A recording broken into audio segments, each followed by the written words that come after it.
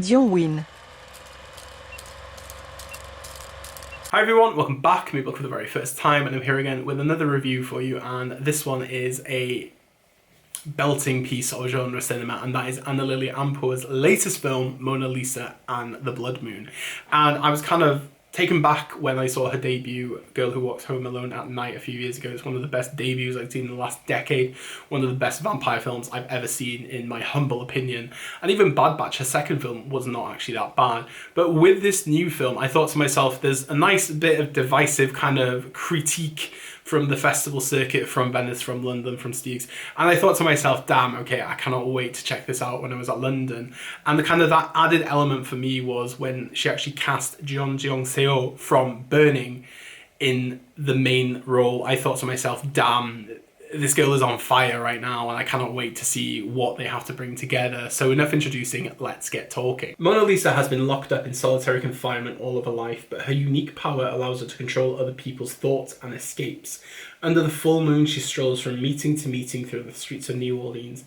When she finds shelter with Bonnie Bell, a single mother and a stripper, a special friendship develops between Bonnie's neglected son Charlie and Mona Lisa. Honestly, this is a beautiful piece of pulp cinema that I devoured from beginning to end. I was just so immersed in it. When I watched it in the cinema, it was just this pulsating sense of the soundtrack that this film has. And I will tell you one thing, this soundtrack is a banger. And once it kind of opens up with the misty moon and everything like that, it just sets the tone straight away. And that's what you kind of need within these types of films. It needs to kind of connect with you instantly.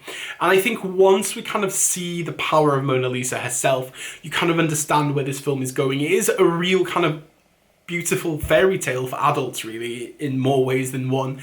And it has that kind of classical sense of befriending somebody that you would usually not befriend, and that sense of escapism that the film allows. But it's in this kind of sense of neon ambience that Amirpour kind of sets it in, is what makes it so kind of captivating and very titillating, because she kind of cascades New Orleans in this new sense of kind of seediness, but also in a sense of kind of how we are as people who take advantage of other people to be able to gain success or money financially through other people. And I found that to be quite inquisitive, and it really just builds the narrative into kind of where it's leading to, especially when Mona Lisa becomes friends with Charlie. And while this pulsating score from Daniela Lupi is playing, you kind of sense that this is just not your normal kind of film. Yes, there's shades of like Harmony Korine in this film, but it's not Korine in its kind of fundamentals at all. This is an Amirpour film that is just completely deep dives you into something that you have no clue about. You have no sense of where this story is going to lead, because I would say within its first act you wouldn't necessarily say it would lead to where it went to. But that's the weird thing. Once it goes to the third act, it becomes very kind of E.T. in its ways, and I thought to myself, okay, I didn't see it going this way, but I really enjoyed this journey. And this is the thing as well, the characters that surround this film are what really make it so refreshing. I think Craig Robinson as the policeman is actually really good, because he's kind of straight-faced, but there's a nice bit of humour within him. I think this is an amazing performance from Kate Hudson as well, who plays Bella. Because when you look at her, she is this kind of selfish mother in many ways, but she's just not necessarily understood.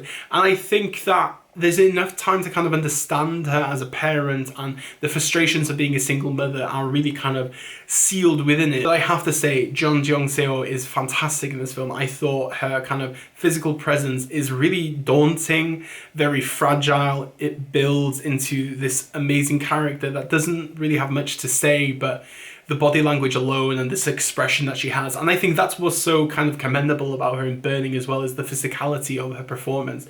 You know, when she does the little dance when they're all sitting down at the porch in Burning is one of the best scenes I've seen in cinema in many, many years.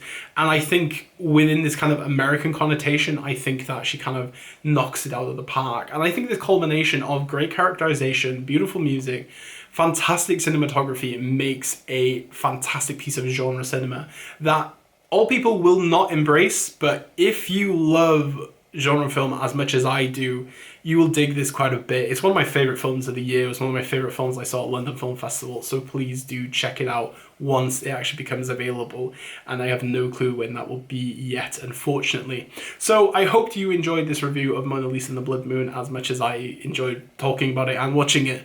So I will see you soon with another review, and take care. Bye.